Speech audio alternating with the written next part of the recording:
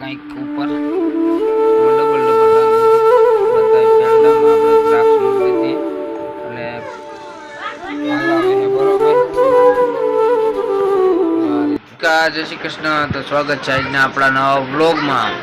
તો તમે title thumbnail જોઈને તો ખબર પડી જ જઈ છે આજે આપણે બનાવવા છે માવાના પેડા બરોબર।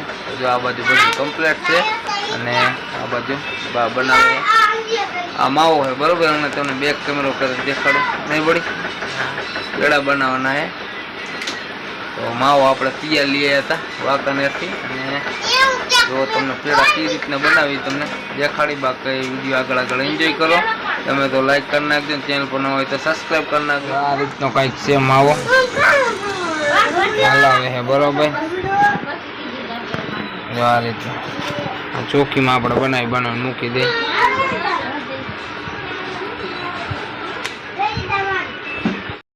હવે મિત્રો આ રીતના કંઈક આટલા બનાવી હોય આટલા પેડા જો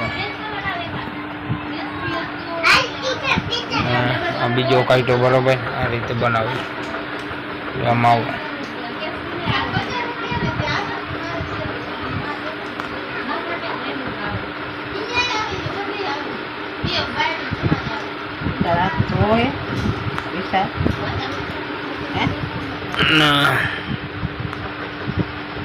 જો આ થઈ ગયો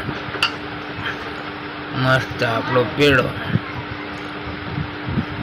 આ રીતે કાંઈક આટલા બનાવી હોય આટલા બાકી છે।